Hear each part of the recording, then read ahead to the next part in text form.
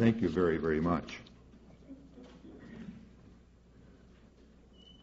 I'm waiting for the standards of both institutions to fall tonight.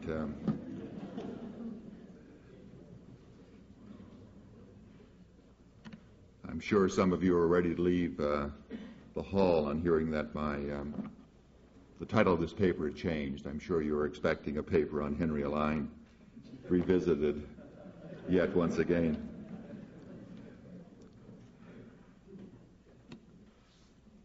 The granting of McMaster University's charter in 1887 was both a new beginning as well as a culmination of Baptist educational ventures that reached far back into pre-Confederation Canada.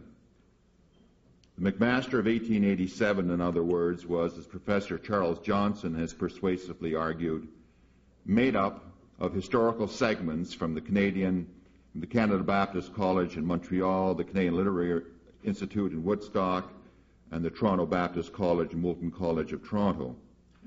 But of course, McMaster University was also much more than this. It was also the creation of Senator William McMaster, a native of Tyrone County, Ireland, who had by the 1870s become one of Canada's most influential entrepreneurs and also a leading reform politician. A staunch advocate of the commercial imperialism of Toronto, McMaster used his presidency of the Bank of Commerce to establish a commercial dominion at least the equal of Montreal's. His ardent support of the reform cause of George Brown and Alexander Mackenzie led to McMaster's appointment to the Canadian Senate in 1867. McMaster was more than an unusually successful Canadian entrepreneur and politician. He was also a pious and committed evangelical Baptist who was particularly concerned with doing everything humanly possible to improve the educational standards of his denomination's ministers as well as its lay people. Like many other leading Canadian Baptists in the latter part of the 19th century, McMaster was obsessed with a desperate search for denominational respectability. One important way to achieve this end was the creation of a respectable Baptist university. Another way was to build a Baptist cathedral, the new Jarvis Street Baptist Church, which took ostentatious new Gothic shape under the direction of Senator and Mrs. McMaster in 1876. According to a bitter critic of the McMasters, and I quote, "This large Baptist chapel, Gothic, brownstone, spire pointing upward if not heavenward, marble baptistry, etc., etc., cost $100,000 and odd, and the organ $7,000 besides. And I believe it is all paid for, but it has been built regardless of the needs of the city. One of the members, a senator, very wealthy, married an American, natural result, they soon had an American minister. Then this new building, also American. Then the lady and the minister lay their heads together and get a professional singer, a sort of prima donna. She is paid $300 per year, and many are very much hurt about it. There appears to have been a spirit of centralization and aggrandizement about it, which is hateful." The caustic comments of William Davies, the founder of a famous Canadian packing firm, contain a ring of truth. The McMasters were indeed interested in centralization and aggrandizement. In the early 1880s, they tended to think what was good for them was excellent for their less fortunate co-religionists. By 1879, the McMasters and some of their Toronto Baptist friends had come to the conclusion that a Baptist institution of higher learning just had to be built in the capital of Ontario. The Canadian Literary Institute in Woodstock, they had to admit, was more than adequate in terms of its secondary programs. However, they were just as convinced that the CLI's theological department had to be transferred to Toronto since a respectable and progressive Baptist university had no real future in Woodstock. At the 1879 Baptist Convention at Guelph, it was decided, after a very heated debate, with at least an implicit understanding that McMaster money would pay for the new Toronto institution and also significantly subsidize the ongoing Baptist educational effort in Woodstock, that a new theological seminary be established. According to the December 1st, 1880 Act incorporating the Toronto Baptist College, The college was under the control of a board of trustees carefully selected by Senator McMaster and his American-born pastor, the Reverend John Castle. According to the deed of trust, the trustees were, and I quote, to permit the use and occupation of said buildings for the necessary and proper purposes of a theological college, for the education and training of students preparing for and intending to be engaged in pastoral, evangelical, missionary, or other denominational work in connection with the regular Baptist denomination, whereby is intended regular Baptist churches exclusively composed of persons who have been baptized on a personal profession of their faith in Christ, holding and maintaining substantially the following doctrines. It is important to note that the deed of trust does not explicitly state, before listing its strong Calvinist evangelical statement of faith, that those Baptists associated with the new theological college had only to hold and maintain substantially the following doctrines. For some Baptists, even in 1880, substantially meant a number of possible exceptions to the evangelical norm. For others, substantially was not any kind of qualifier, but rather the emphatic underscoring of orthodoxy. The following doctrines were the divine inspiration of the Scriptures, the Old and New Testaments, and their absolute supremacy and sufficiency in matters of faith and practice, the existence of one living and true God, sustaining the personal relation of Father, Son, and Holy Spirit, the same in essence and equal in attributes. And eventually, a reference was made to that parties so baptized are alone entitled to communion at the Lord's table, and that a gospel church is a body of baptized believers voluntarily associated together for the service of God. What did the December 1st, 1880 deed of trust, which was an integral part of the Toronto Baptist College Act of Incorporation, actually mean? Did it mean that everyone teaching or being taught in the college had to hold substantially to such a statement of faith? No. The widely accepted legal interpretation was quite different. As far as one noted legal expert was concerned, N.W. Rawlyk, the theological tests or requirements set up in the trust deed were not tests or requirements applied to the institution, but were tests or requirements applied to the Baptist denomination entitled to control the university and have its theological students taught there. Therefore, and this point needs to be stressed because of its important implications for McMaster University in the 1920s and perhaps beyond, the only way in which McMaster's institution could be affected by anyone challenging its theological teaching would be by their challenging the theological standing of the Baptist denomination represented and informing the Baptist Convention of Ontario and Quebec. McMaster carefully selected the trustees for the Toronto Baptist College, and these men, on the whole, reflected the senator's commercial and political views. There were leading lawyers, businessmen, and politicians like Alexander Mackenzie, the former Liberal Prime Minister of Canada. What these men seemed to have in common was a tremendous commitment to the Baptist cause in Ontario and Quebec, as well as a profound belief in the efficacy of higher education. Moreover, led and inspired by McMaster, they were preoccupied with the quest for power and influence, not only in Canadian society, but also within their own denomination. By controlling the Baptist seminary in central Canada, one they hoped would quickly emerge as a national institution for the denomination, they expected to control the entire denomination from the top down. According to Antonio Gramsci, cultural hegemony in a society being transformed by industrial capitalism is characterized by the spontaneous consent given by the great masses of the population to the general direction imposed on social life by the dominant fundamental group. This consent is historically caused by prestige and consequent confidence, which the dominant group enjoys because of its position and function in the world of production, end of quote.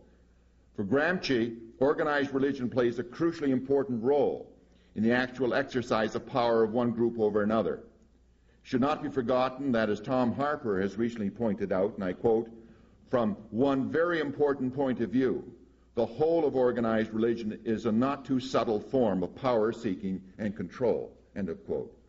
Christian feminists for years have been making this precise point. about misogyny and the power structure of the Christian church. And their analysis and that of Gramsci and his disciples, in my view, can be powerfully applied to the development in the 19th and 20th centuries of the Christian church in North America in general, and to the Baptist denomination in Canada in particular.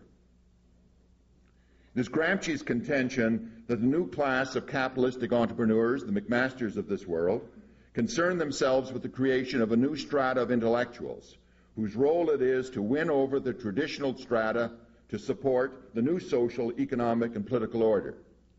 For Gramsci, in new societies like that of Canada in the 1880s, the new group of intellectuals are expected to fuse together in a single national crucible with a unitary culture the different forms of culture imported by immigrants of differing national origins. This fusing process facilitates economic growth in a country like Canada and helps to explain why all Protestant churches in Canada in the pre-1914 period were so preoccupied with building an Anglophile and Christian dominion from sea to sea. It was also Gramsci's contention that the new class of intellectuals, including, of course, the religious leaders, are locked into an integrative, symbiotic relationship with the new social order thrown up by the fundamental changes affecting economic production. The intellectual priest thus functions at two levels, which correspond on the one hand to the function of hegemony, which the dominant group exercises throughout society, and on the other hand to that of direct domination, a command exercised through the state. The functions in question are precisely organizational and connective. The intellectuals are the dominant group's deputies, exercising the subaltern functions of social hegemony and control. Thus, if we use the Gramsci-like lens to view unfolding events in the Toronto and Ontario Baptist community in the 1880s, a disconcerting picture suddenly emerges. McMaster and his Baptist business associates may be seen as calculating entrepreneurs determined to create their own battalion of ministerial deputies expertly trained to impose suitable hegemonic order and control over Canadian society. Even though McMaster and his Baptist business associates consider themselves to be staunch protectors of the pristine purity of evangelical, Calvinist, Baptist orthodoxy, they were also committed advocates of the new North American consumer culture. And because of this, they offered what has been called a new legitimization for the antithesis of Calvinist evangelical orthodoxy, a narcissistic gospel of intense therapeutic self-realization. In the 1880s and 1890s in North America, the leaders of the WASP bourgeoisie, it has been observed, felt cramped, over-civilized, cut off from real life, threatened from without by an ungrateful working class, and from within by their own sense of physical atrophy and spiritual decay. Moreover, the old religious sanctions of the moral life, a life of sacrifice and toil, had begun to disintegrate in the face of both Darwin and the liberalization of Protestantism itself. A crisis of purpose, a yearning for a solid, transcendent framework of meaning was not just Henry Adams' worry, but that of a much wider group. In this time of cultural consternation, the new professional managerial corps appeared with a timely dual message. On the one hand, they preached a new morality that subordinated the old goal of transcendence to new ideals of self-fulfillment and immediate gratification. The late 19th century link between individual hedonism and bureaucratic organization, a link that has been strengthened in the 20th century, marks the point of departure from modern North American consumer culture. The consumer culture is not only the value system that underlies a society saturated by mass-produced and mass-marketed goods, but also a new set of sanctions for the elite control of that society. The inner transformation of North American society is of critical importance to any sophisticated understanding of late 19th and early 20th century historical and theological development. The prevailing Whig scholarly obsession with progress and modernity has meant, among other things, however, that most historians simply assume that by the turn of the century, the North American evangelical consensus was being shattered by three powerful external forces. First, there was Darwin and evolution and the new science. Then there was critical biblical scholarship. And third, there was the impact of comparative religion, which seemed to undermine for many the belief in the uniqueness of Christianity. Without question, these three forces profoundly reshaped the contours of North American Protestantism. Yet, viewing the last 2 centuries as a seamless whole, it may be effectively argued that despite Darwin, higher criticism, and comparative religion, evangelical Christianity, at least at the popular level, is a far more pervasive force in the 1980s than it was in the 1790s. And moreover, careful analysis of church attendance and religiosity have convincingly shown that North American Protestantism was a far more vibrant force in 1900 than it had been in 1800. Nevertheless, the point should be made that 20th century North American evangelicalism was radically different from 19th century evangelicalism. As Martin Marty has persuasively argued in The Irony of It All, North American conservative evangelicals were, in fact, as innovative as their modernist peers, largely because of their uncritical acceptance of the consumer society and all that it represented. The point to be made here is that it may be effectively argued that in the long run, American consumerism had a far greater negative impact on the 19th century evangelical consensus than did the various manifestations of so-called modern scholarship. In other words, a convincing case may be put forward arguing that the evangelical consensus suffered more from internal decay than from external attacks. And at the core of this decay, as D.W. Frank has recently contended, was the cancer of consumerism based on self-indulgence. The testimony of a woman visiting some 80 years ago a department store, the key economic institution of the consumer society, cuts to the heart of the issue. I felt myself overcome little by disorder that can only be compared to that of drunkenness, with a dizziness and excitation that are peculiar to it. I saw things as if through a cloud. Everything stimulated my desire and assumed for me an extraordinary attraction. I felt myself swept along towards them, and I grabbed hold of things without any outside and superior consideration intervening to hold me back. Moreover, I took things at random, useless and worthless articles, as well as useless and expensive articles. It was like a monomania of possession. Other women made similar comments. My head was spinning. I felt completely dizzy. I am just as if I were drunk. These comments were made by middle-class women who had been arrested for shoplifting. They were, it has been observed, an odd foreshadowing of Billy Sunday's contention that alcohol was the cause of virtually all crime. The women's addiction, however, was to consumer gratification.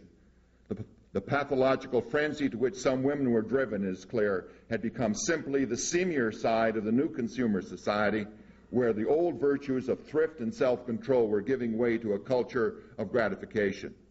These women, in other words, drunk on goods, were striking symbols of the new consumer society.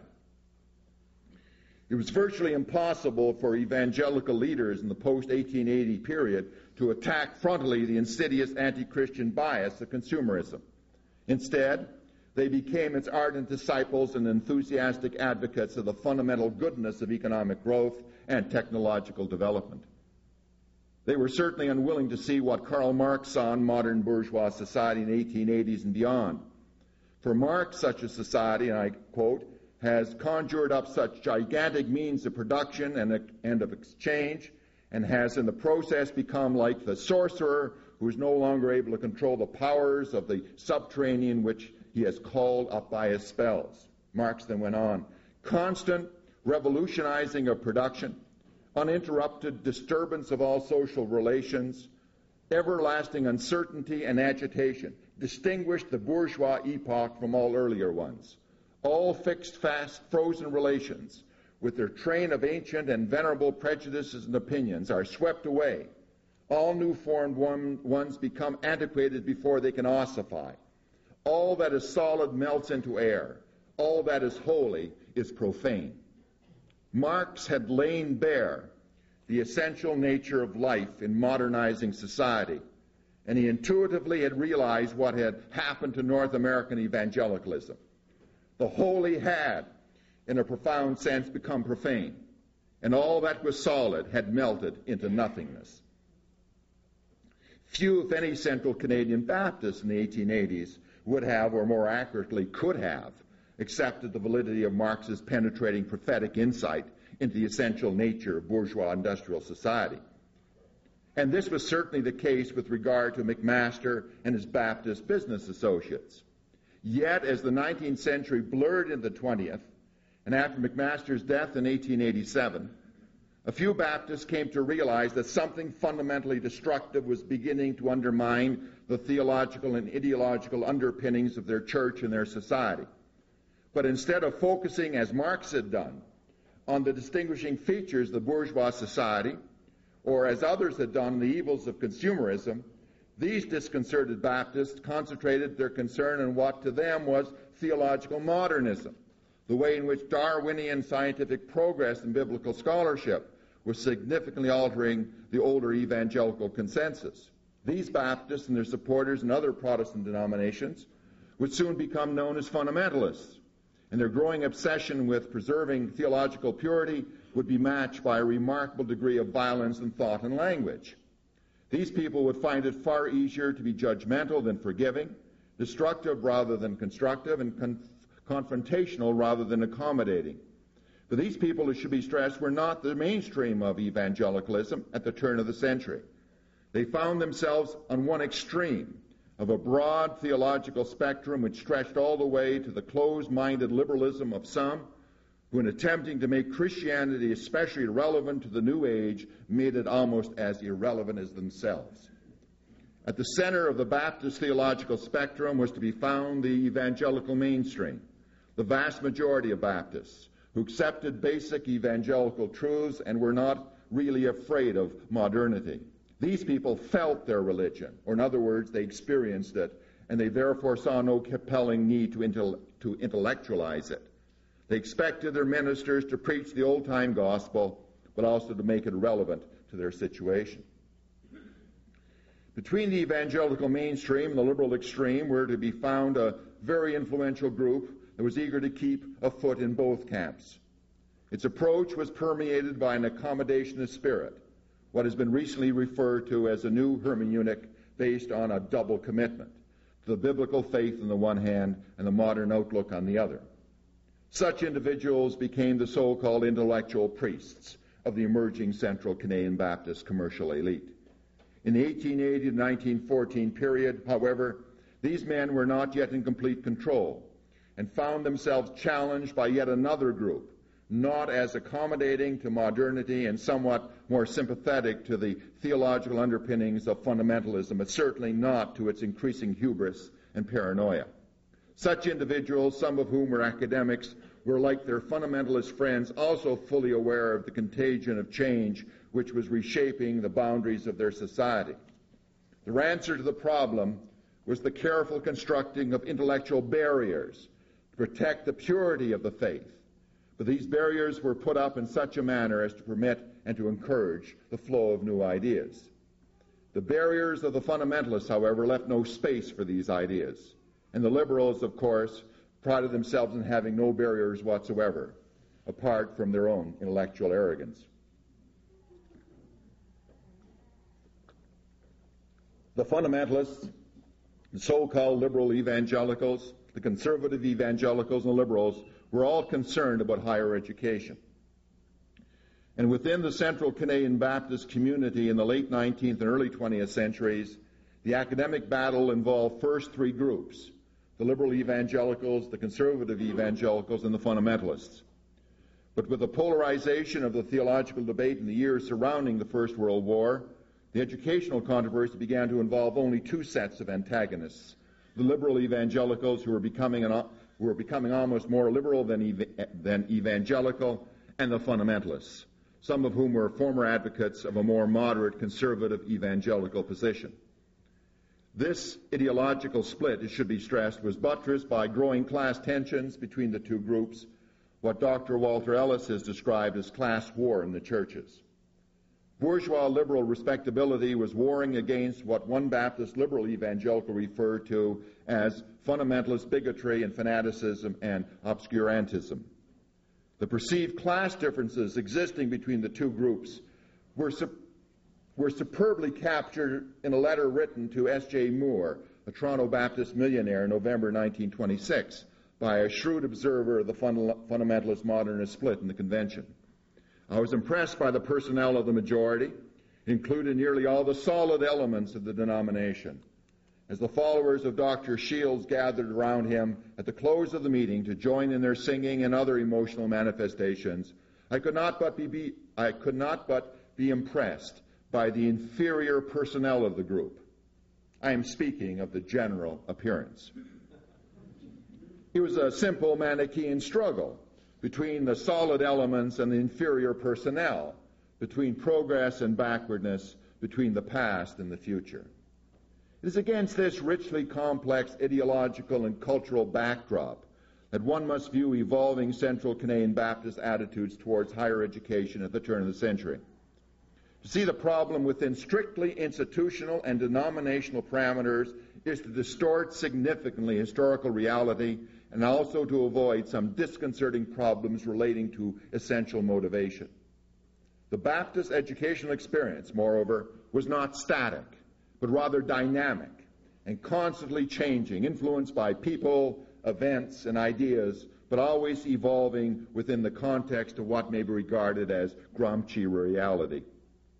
Senator McMaster and his Baptist friends were not satisfied for long with merely a theological institute. During the early 1880s, they applied considerable pressure on their co-religionists, and finally, on March the 15th, 1887, a bill was introduced at Queen's Park uniting the Toronto Baptist College and Woodstock College, incorporating them as McMaster University. On April the 22nd, 1887, the Act of Incorporation became law. Exactly 5 months later, Senator McMaster died on September the 22nd, leaving close to $1 million to his university. The monumental irony of the situation, McMaster University's historian has noted, struck even the most insensitive. At one stroke, the university that McMaster had promoted was instantly financed, but at the cost of his vigor, direction, and inspiration. Section 4 of McMaster University's Act of Incorporation made it clear that the university was definitely a Christian school of learning. It went on, "The study of the Bible or sacred scriptures shall form a part of the course of study taught by the professors, tutors, or masters appointed by the Board of Governors. And no person shall be eligible to the position of chancellor, principal, professor, tutor, or master who is not a member in good standing of an evangelical Christian church. And no person shall be eligible for the position of principal, professor, tutor, or master in the faculty of theology who is not a member in good standing of a regular Baptist church, and the said Board of Governors shall have the right to require such further or other tests as to religious belief as a qualification for any position in the faculty of theology as to the said Board of Governors may seem proper. But no compulsory religious qualification or examination of a denominational character shall be required from or imposed upon any student whatsoever other than in the faculty of theology." It is clear from the 1887 Act of Incorporation that McMaster University was to be a Christian institution and only its seminary was to be explicitly Baptist. There was to be no theological litmus test for McMaster students, but all university teachers and officials were to be evangelical Christians, and the faculty of theology were to be evangelical Baptists, broadly defined, who could be subjected by the Board of Governors to some kind of test as to religious belief. Taking everything into account, the Act in many respects was quite progressive in tone and content, but so much, of course, depended on what was meant by the phrase Christian School of Learning and Evangelical Christian Church. The underlying assumption of the Act, however, was crystal clear. Students at McMaster would be educated by evangelical Christian teachers in a Christian environment so that they would be, and I quote, "thoroughly equipped with all the resources of the best and most liberal culture to enable them to meet the polished shafts of a refined and subtle infidelity," end of quote.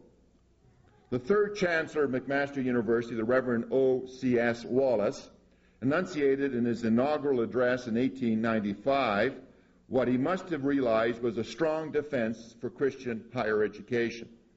He was widely regarded as a staunch defender of the evangelical status quo, but he's also known as somebody very concerned about preparing his students for the challenges of life in the outer world. Though a pious traditionalist, in one sense, Wallace was also, as his later career would show, determined to make Christianity relevant for modern society. He was not opposed, therefore, to a shift in Protestant theology from a preoccupation with salvation in the next world to a concern about certain self-realization in this one. As far as Wallace was concerned, in 1895, McMaster University existed for the teaching rather than the pursuit of truth. Much of the educational work of the present day, he went on, is a menace to all that is holiest in faith and loftiest in morality, because it is molded in form and determined in spirit by the contrary of that principle. Some of Wallace's friends did not accept the new chancellor's point of view. One of them informed him, when once that spirit, that a university exists for the teaching rather than the pursuit of truth, has laid hold of an institution, its zenith has been reached. By the time of his resignation in 1905, Wallace had moved quite a little distance in the direction of his friend's position of encouraging the scientific search for truth in order to make McMaster into, and I quote, a good modern university, end of quote. In his journey, the Nova Scotia-born educator was encouraged by some of his board members as well as some of his faculty, especially those who were scientists. Yet Wallace would never abandon his commitment to the development of a generous and noble Christian character, as he put it. Wallace's successor as chancellor in 1905 was A.C. Mackay, who for years had been the key administrative factotum at McMaster. He played a key role in keeping McMaster a separate educational institution by leading the fight against federation with the University of Toronto. Mackay was enthusiastically committed to the scientific search for truth. He seemed to be amazingly indifferent to the growing theological civil war between so-called liberals and fundamentalists being fought in the convention and in his theology faculty. What came to be known as the Matthews controversy reached a crisis point in 1908 and 9.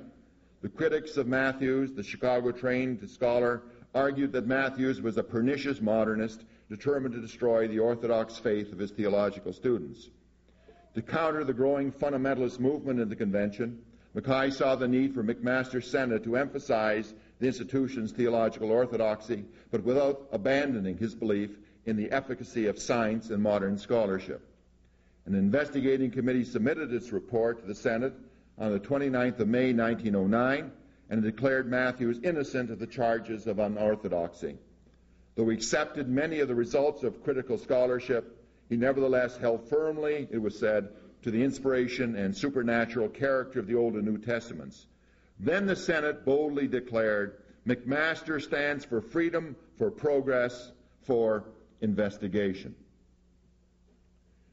At the December 2nd, 1902 Senate meeting, it was agreed that while complete freedom should be accorded in the investigation and discussion of facts, no theory should be taught in the university which fails to give their proper place to supernatural revelation or which would impair in any way the supreme authority of the Lord Jesus Christ. When the Matthews controversy was brought to the floor of the convention in October of 1910, the Senate position was endorsed by a large majority.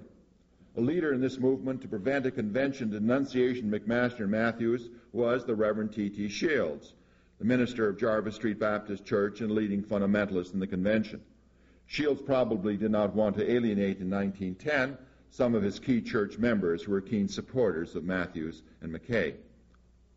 The Senate response to the Matthews controversy is important in at least two ways with respect to Baptist and higher education in central Canada. First, McMaster's Senate and also the convention explicitly endorsed higher education's key role in bringing about human progress, bourgeois progress. Second, it was emphatically agreed that accommodation was indeed possible between the evangelical consensus and the new scholarship. And moreover, it was contended that McMaster University had a special role in bringing about this accommodation, which for some was merely the articulation of the liberal evangelical point of view. By 1911, Mackay had come to the realization that he was, as he put it, not born to be in the midst of theological controversy. He therefore resigned as chancellor, become principal of a new technical high school in Toronto. Many Baptists were genuinely sorry to see Mackay leave McMaster. Others were not, feeling that he was too soft in modernism and liberalism. They looked for someone a little more spiritual, a little more pious, a little more evangelical to replace him. They saw such a person in Abraham Lincoln McCrimmon. McCrimmon was born in 1865 on a farm a mile north of Delhi in Western Ontario. He graduated from the University of Toronto in 1890 as gold medalist in logic and philosophy. As a student at the university, he excelled not only in his studies but also in athletics. A fine pitcher, he once struck out 12 men consecutively, and it was said, and I quote, that he was one of the first exponents in Ontario of the curveball, end of quote. Very fitting for this evening, of course. When he graduated, therefore, McCrimmon had to choose between Christian service and a career in professional baseball. He gladly chose the former. In 1892, he became classics master at Woodstock College, and 5 years later, he became its principal. While at Woodstock, McCrimmon showed that he possessed one of the finest intellects among the education leaders of America. As a preacher and platform speaker, the former baseball star began to rank with the most polished and forceful orators in the country, it was said. He was widely perceived as an intensely religious and ever-zealous Baptist who always sought to convey the message of God in clear and convincing language. Until his death in 1935, McCrimmon regarded himself as an unreconstructed Baptist evangelical, an advocate of soul liberty. He always made the necessity of regeneration the center of my message to a lost world. Moreover, throughout his teaching career, he regarded, as he once put it, my relationship to my students as a sacred relationship. It was based upon mutual confidence and respect and what he called spiritual power. During the 1903-4 academic year, McCrimmon pursued graduate studies at Chicago, and his return to Woodstock, he was appointed, while still principal, college lecturer in political economy at McMaster University. In 1906, he was persuaded to leave Woodstock and join the faculty at McMaster as a full-time professor, occupying the chair of economics, education, and sociology. In 1893, the year after he began teaching at Woodstock College, McCrimmon published a very brief description of his philosophy of Christian education. As far as the then 28-year-old McCrimmon was concerned, the highest type of human character is therefore the Christian character. The ideal for the Christian and for Christian education is Jesus Christ, as revealed in the Word of God. Here we have combined the absolute surrender of individuality and its most intense assertion. 8 years later, McCrimmon developed his educational ideas at much greater length when he spoke at Brandon College on the 1st of October 1901 on the topic Christian education.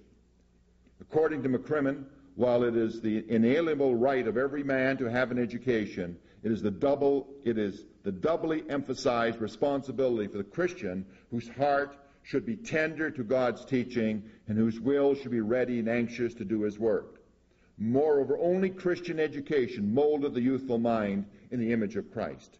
The Woodstock principle then went on to assert that at the core of Christian education was the person of Christ. For McCrimmon, true Christian education had to, as he expressed it, honor the body and the intellect. Christian education was not only concerned with shaping the minds of students, but also with the condition of the body. McCrimmon's Christian school was definitely not some sort of goody-goody establishment where intellectual powers are at a discount. Rather, the greatest intellects of this world are the intellects of Christian people. It is only the Christian who has the proper motive to instigate him to the fullest development of the mind. It is the Christian alone who is in touch with the fountain of truth. In this age, as in the preceding ones, the Christian teacher is the only safe one. Daily intercourse with Christian teachers was for McCrimmon the most potent influence for making students good moral citizens, even those who refused to become Christians. Yet Christian education had more to it than the development of individual strengths within an evangelical environment. As far as McCrimmon was concerned, the Christian college not only teaches how to develop the life, but also instructs how to give that life for the benefit of mankind. For McCrimmon, Baptist education had a special role to play in creating Christian, Canadian, moral giants, men and women who would tower over their Canadian counterparts and be as cities upon the hill, pointing in the direction of the New Jerusalem. As Chancellor of McMaster from 1911 to 1922, McCrimmon attempted to implement what he called his missionary conception of higher education. He often would refer to the evangelical Baptist view of Christian education, which has led many of the men who have joined the staff of our colleges to leave even the pastorates, that they might weave their Christian influence in the lives of developing young men and women destined in different callings in life. For him, until his death, the Christian college is the natural and inevitable complement to the Christian home, the church, and the Sunday school. The state schools are worthy of all praise as they direct students to the truth. But after all,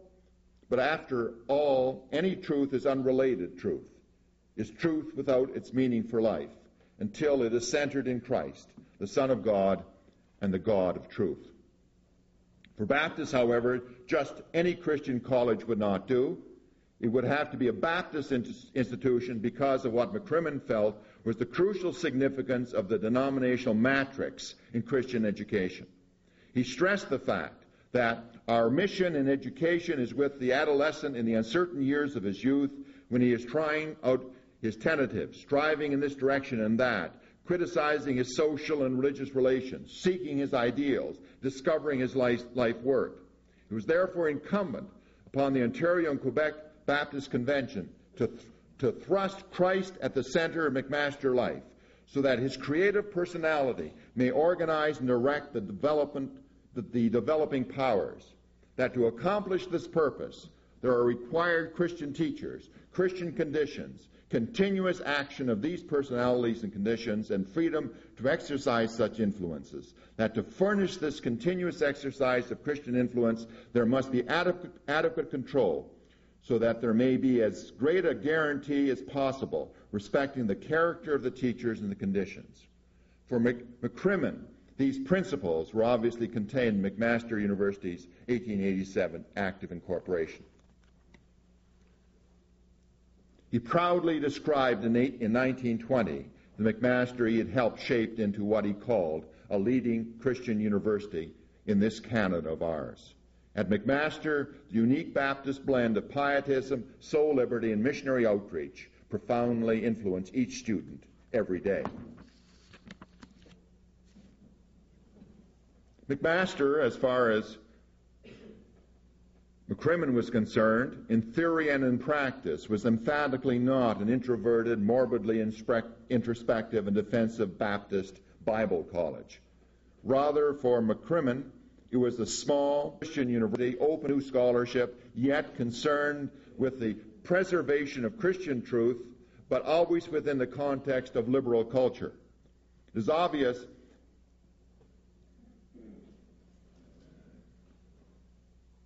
that McMaster had the best of both worlds: orthodox evangelicalism on the one hand, and strenuous thought and specialization on the other. McCrimmon sincerely believed that he could energize McMaster with a potent mix of orthodoxy and innovation. Instead of energizing the institution, however, and using it to strengthen the convention, McCrimmon saw his beloved McMaster University help precipitate in the 1920s a furious denominational civil war from which the convention is still not yet fully recovered. The First World War threatened to destroy McCrimmon's McMaster even before T.G. Shields endeavored to accomplish this end in the 1920s. Despite a myriad of external and internal problems, McCrimmon successfully steered his institution through the war years. In doing so, his already fragile health suffered, and he found himself without the necessary physical and mental strength to deal constructively with the renewed and even more bitter fundamentalist modernist controversy which engulfed the convention and McMaster during the years immediately following the end of hostilities. McCrimmon in 1920 felt compelled to inform his Dean of Arts that, and I quote, owing to the persistent character of my sleeplessness and the fiendish delight it takes in making me super nervous over the most trivial matters, it was best that no further university correspondence should be sent to me, end of quote. The Chancellor was immobilized. In 1921, the Senate began to look for a replacement, and in 1922, Howard Primrose Whidden was named the new Chancellor. McCrimmon's illness in 1920 and 21 may have had both physiological and psychological roots. He saw his idealized McMaster being transformed before his very eyes. The small Christian university, intent upon making good pious Baptists, was being transformed by the forces of change unleashed by the war into an increasingly secular institution of higher learning. Science and social sciences were replacing Christian orthodoxy as the primary molders of student minds. McCrimmon found himself increasingly isolated. His conservative theology pushed him in the direction of fundamentalists like T.T. Shields, people he instinctively disliked because of their spiritual hubris and their violent language and their vociferous alienation from the Canadian cultural norm. McCrimmon's deep concern about education and learning pushed him towards those liberal Christians who were increasingly committed to intellectual accommodation at the expense of orthodoxy. It is not surprising that McCrimmon was immobilized in 1920 and 1921, incapable of providing leadership and direction to his much troubled convention and university. On his retirement from the chancellorship, McCrimmon returned to teaching at McMaster. He was president of the Baptist Convention of Ontario and Quebec for 3 terms during the 1921 to 32 period. He also served as vice president of the Baptist World Alliance. When he died in 1935, he was still teaching at McMaster, now located in Hamilton, where he'd seen a small Baptist university transformed into a largely secular university and into an academic outpost of the new industrial order. Abraham Lincoln McCrimmon's obituary in the Canadian Baptist on the 25th of April 35 captured the man as well as any contemporary analysis. According to the Canadian Baptist, the deep secret of his life was found in Christ. That was the center he sought for himself. To that center he sought to lead others. He rejoiced in the intimations and certainties of immortality. How he loved in his classroom discussions to speak of the lines that went out into the unseen. His faith in his Savior was as simple and humble as that of a child. In that faith he lived nobly, he labored fruitfully, and he died triumphantly. Such an obituary could never have been written about H.P. Whidden when he died in 1952. In fact, when his successor, G.P. Gilmore, wrote Whidden's official tribute, there was a remarkable absence of any references to spiritual and religious gifts and attributes. After discussing briefly Whidden's successful defense of McMaster during the turbulent 1920s, Gilmore maintained, and I quote, that graduates remember Howard Primrose Whidden chiefly as a man of striking appearance, unusual dignity, and broad educational outlook. A goodly number of them remember him as a helpful personal friend, for he had a gift of friendship and became the confidant and advisor of many. His staff knew him as a man who chose men and women with care, who inspired faith in the work of a small university, and who guided them more by gentle hints and wise suggestions than by orders or interference. Whidden was born in Antigonish, Nova Scotia in 1870. After graduating from Acadia in 1891, he studied theology at McMaster, where he received his BD degree in 1894. He did further graduate work at Chicago and then served as a Baptist minister in Morden, Manitoba, and Galt, Ontario. In 1900, he was appointed professor of English and biblical literature at Brandon College. Three years later, he accepted a call to the prestigious Northern Baptist Convention Church in Dayton, Ohio, where he served for almost 9 years before returning in 1912 to Brandon as its president. He left Brandon in 1923 for McMaster. It should also be noted that he served as a Union Member of Parliament from 1917 to 1921. Whidden, as the Winnipeg Tribune correctly observed on the 28th of June 1939, was very cool and suave and handled pressures extremely well. No matter how sharply he differed from his critics, one never saw him ruffled to the point of sarcasm and unkindness in debate. He was without question a consummate academic politician. A close friend and president of the University of Western Ontario, W. Sherwood Fox, once wrote that Whidden had, since his early Brandon days, revealed a natural flair for administration and the handling of people, end of quote. And as far as Fox was concerned in 1941, Whidden had been chosen as McMaster's chancellor in 1922 because of his administrative gifts and not because of his spirituality. In fact, the evidence suggests that Whidden had definitely moved from a conservative evangelical position in the late 1890s to a liberal Christian position in the 1920s, far beyond McCrimmon's conservative evangelicalism. A persistent and persuasive advocate of modernity and progress, and closely associated with the Ontario business elite, an active Mason, and a committed conservative, Whidden was perceived by many members of McMaster's Board of Governors as just the person to lead the university out of the dark forest of theological backwardness into the mainstream of North American bourgeois success and respectability. McCrimmon, who had tried to walk the knife edge between the 19th century and the 20th, by finding his theological bearings in a distant past, had failed to solve McMaster's problems. Perhaps Whidden would, not by looking backwards but forward, his vision unencumbered by embarrassing evangelical outcroppings. Now, Whidden's insensitivity to the fundamentalist critique of McMaster's apparent move towards modernism in the 20s undoubtedly played a key role in bringing about the bitter split in the convention. Whidden, of course, was not responsible for the split. A myriad of complex forces merged in the mid-20s to bring it about. Yet he could have done more to placate the fundamentalists, but probably not enough. Perhaps only the replacement of Whidden by Shields would have persuaded the followers of Shields to remain in the convention. As might have been expected, Whidden said little and wrote little about Christian education. He evidently was far more interested in getting things actually done at McMaster than in talking about what might be done. He was always a pragmatic Nova Scotian, far more concerned with here and now realities than with theories spinning off into the imagination. In his inaugural address given in November of 1923, Chancellor Whidden clearly revealed how his philosophy of education differed from that of his predecessor. It was a brief address and one of the few available statements that Whidden ever published about anything. There were only 11 brief paragraphs in Whidden's speech. The first 7 dealt with his predecessors, McVicker, Rand, Wallace, Mackay, and McCrimmon. There was also a brief mention of the fine Christian idealism and rugged confidence of Senator William McMaster. Then Whidden only very briefly discussed what he referred to as the certain essentials of liberal education. The word Christian, or the word Christ, was not even referred to once in the body of the new Chancellor's speech. It was Whidden's contention that the chief business of the smaller university is to furnish a liberal education.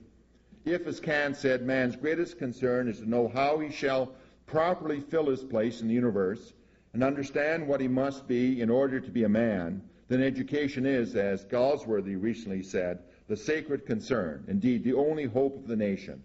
Liberal education should seek to relate the individual to his universe. It's noteworthy that Whidden underscored only one sentence in the first section of his speech.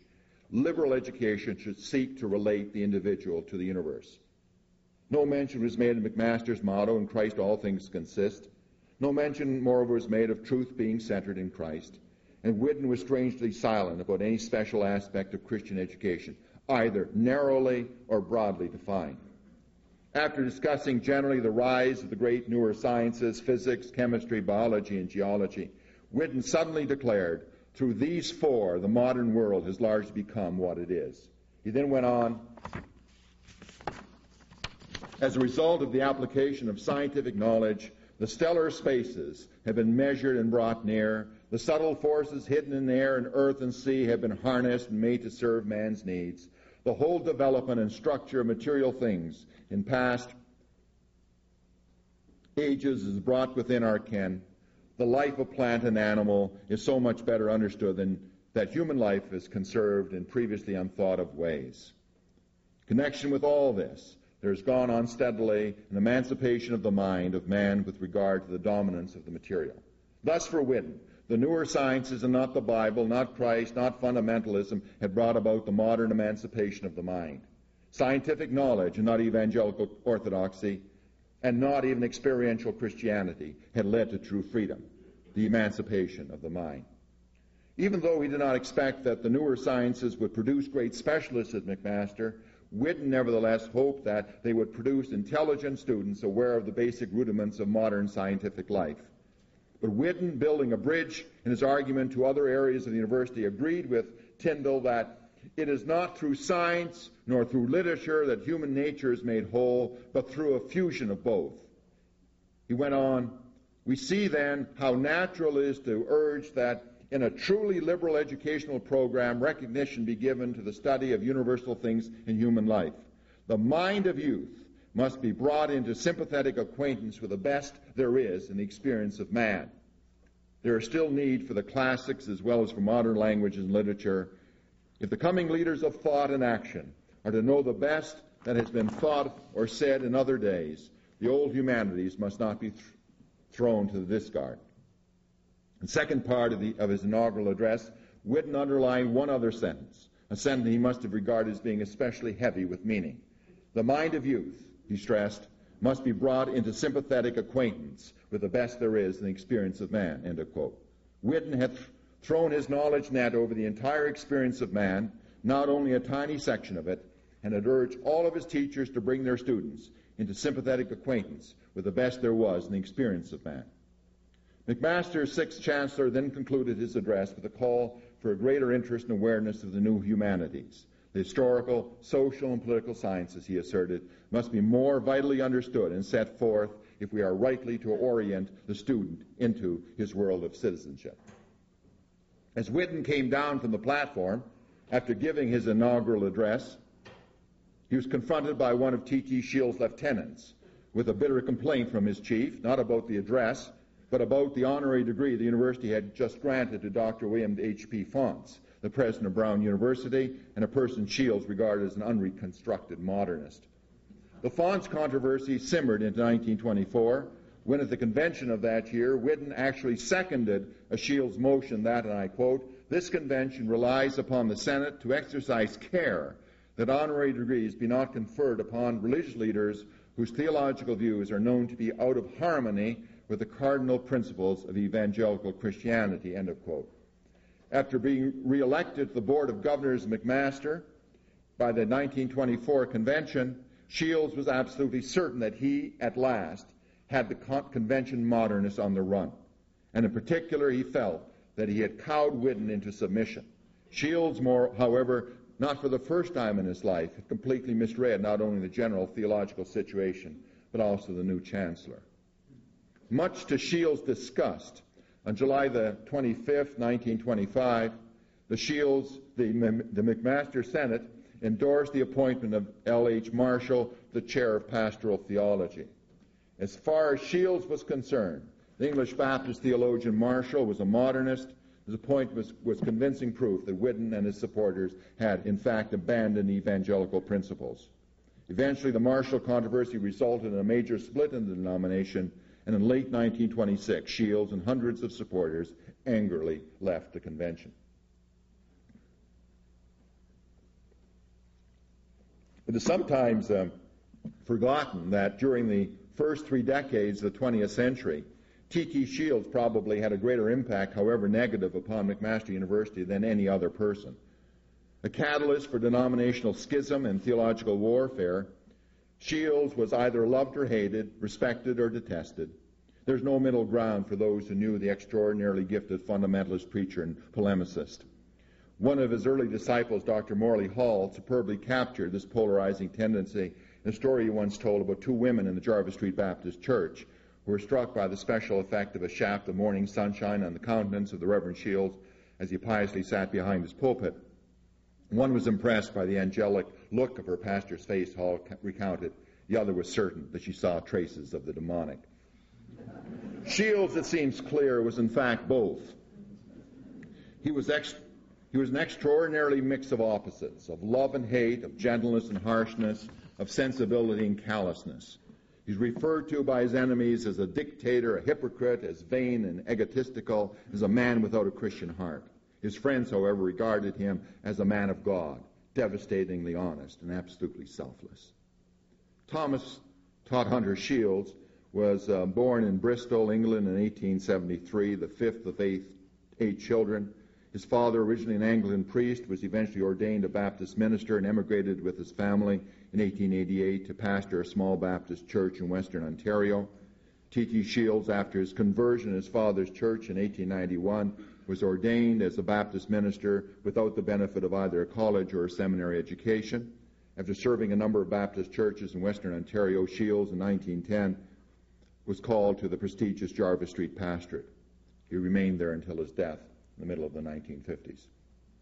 A brilliant preacher, widely regarded as the Spurgeon of Canada, Shields, since at least the first decade of the 20th century, had serious reservations about McMaster University's special role within the Baptist denomination. Overly sensitive to his own lack of seminary training, Shields resented the way in which McMaster theology graduates leapfrogged into large urban churches over the careers of their less well-educated fellow ministers. According to Shields in his controversial book, The Plot That Failed, certain officials of McMaster University had come to regard the Baptist denomination McMaster's special preserve. Non-McMaster men were tolerated for the doing of rough work, even as the Chinese coolies were used to do rough work on the Western Front in the Great War. Trainloads of coolies passed through Canada, but no one ever supposed that one of them could, by any possibility, become colonel of a regiment or commander of a brigade or of an army, to say nothing of the possibility of one's carrying a field marshal's baton in his knapsack. To my personal knowledge, certain of the faculty of McMaster looked upon non-McMaster men as useful only for preparing dugouts, lighting fires, perhaps for carrying meals to the graduates of McMaster University. Shields, however, did not explain in The Plot That Failed how he had become commander and field marshal at Jarvis Street, despite McMaster's policy regarding, as he put it, the denomination as its own great estate. Nor did Shields explain why he had been awarded an honorary D.D. degree by McMaster in 1918. Shields' view of Christian education in the North American context underwent significant change in the 1920s. This point is sometimes not taken into account by scholars who merely see Shields as a closed-minded fundamentalist whose views on all issues had clicked into firm place by the turn of the century. From 1922 to 1925, for example, Shields was sharply ambivalent about McMaster's educational role. Despite his critique of the denominational imperialism of the institution, Shields nevertheless, until at least 1925, still felt that there was some hope for the institution, provided that Baptist fundamentalists were appointed to its theology department.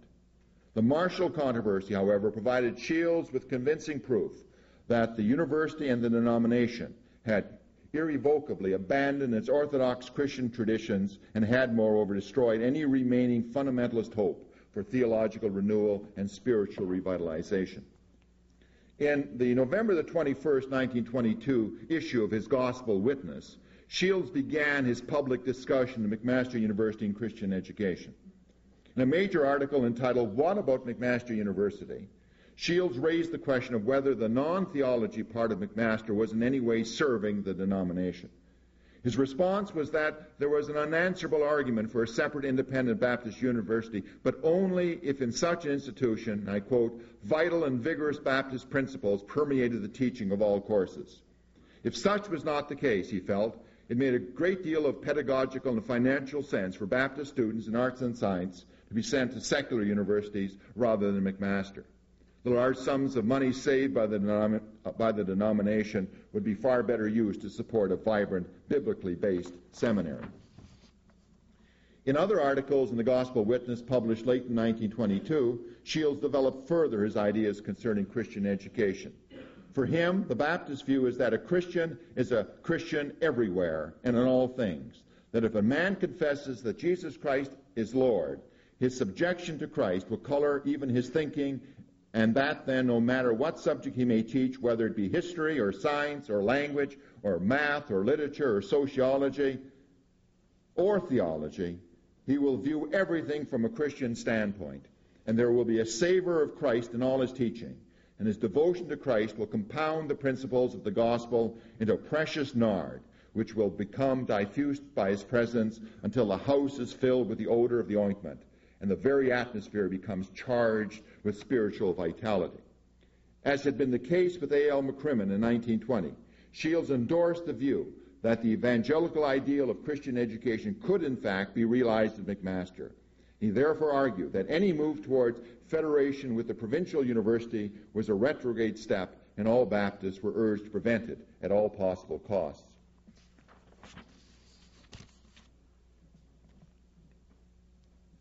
I will swing over a couple of pages. By November of 1924, Shields' view about McMaster changed yet again. Some of you will remember that in early January of 1924, his concern to McMaster was such that he was organizing special prayer meetings for McMaster University. But by November, his view was changed again. Encouraged by the convention's endorsement of his critique of the Fon's honorary degree and his contention that such degrees should not be conferred upon non-evangelical Christians, he resolved to give McMaster and convention a last chance. The other Shields, apparently seeking compromise, suddenly appeared from the bitter, bloody internecine theological civil war.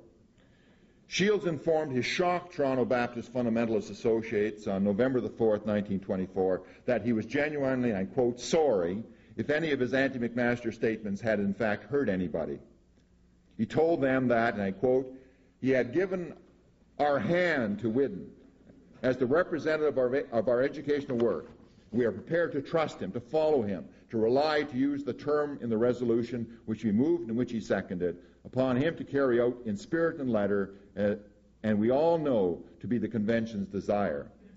We therefore, in this public way, Shields expected this letter would be immediately published in the Gospel Witness, pledge our heart and hand to the support of our educational work at McMaster University. All of a sudden, Shields was now sympathetically describing McMaster as our educational work. He obviously felt that the 1924 convention had endorsed his fundamentalist position, that he was therefore in an unprecedented position to gain control once and for all over the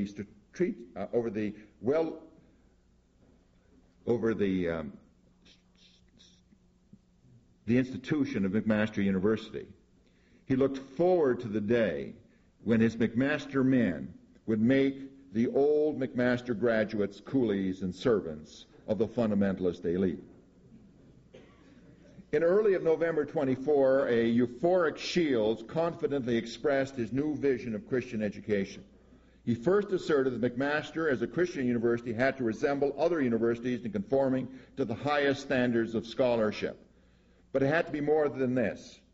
Our view of the ideal for McMaster, Shields contended, is not that it should be like the State University minus, but like the State University plus. For him, the plus was the Orthodox Christian dynamic.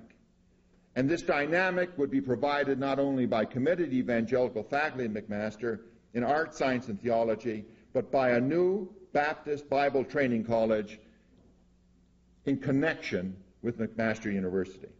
Such a Bible college, Shields contended, would transform McMaster. It would bring to its halls, he went on, hundreds of young people who would live every day not with books about the Bible, but with the Bible itself. It would bring to the university a still more spiritual atmosphere than now obtains. For it is impossible that a great host of young people should engage in the study of God's Word without filling the place with prayer and praise. Thus, McMaster University would become more than ever a center of evangelical teaching and evangelistic enthusiasm and effort. Shields was convinced that such a Bible school, which he hoped would be associated in an intimate way with his own church, would strengthen and not weaken McMaster. The Bible training school, he argued, hundreds of students would enlarge their minds and thus be inspired with the desire of higher learning as they would naturally pass from the Bible courses of the college into the regular university courses. Such a Bible school, Shields prophesied, would encourage the fundamentalist Baptists in particular to give the university a place in their hearts and prayers, such as nothing else would do. He knew of many ministers, including himself, would offer their services to the school at a nominal cost, as he put it. Shields' proposal, as might have been expected, fell on deaf ears. It was perceived as a fundamentalist Trojan horse, to coin a phrase, to capture McMaster for the Shields forces. And even Shields, by the summer of 1925, had lost his enthusiasm for it. Moving towards schism, he proposed in late August, a month after the Marshall appointment, to establish his own independent Toronto Baptist Pastors' College, as he called it, based upon what he referred to as the New Testament educational ideal. Christ must be put first, he declared, in direct opposition to the liberal platitudes of Whedon's inaugural address. Early in 1926, the Toronto Baptist Seminary opened its doors to its first students. A short time before, Shields had announced to his supporters that he was at war, as he put it, with McMaster and the convention. Their moderate modernism, as he spitefully called it, and their spirit of the Spanish Inquisition had compelled him to implement in the new year his August 1925 college plan. He equated so-called Baptist liberty with what he called a mild attack of smallpox or of leprosy. By January of 1927, Shields had organized his followers into a separate Baptist organization, the Regular Baptist Missionary and Educational Society of Canada. A short time later, this body was reorganized as the Union of Regular Baptist Churches of Ontario and Quebec. Thus, by 1927, Shields and his supporters had their own seminary, their own separate union, their own newspaper, the Gospel Witness, which had been started in 1922.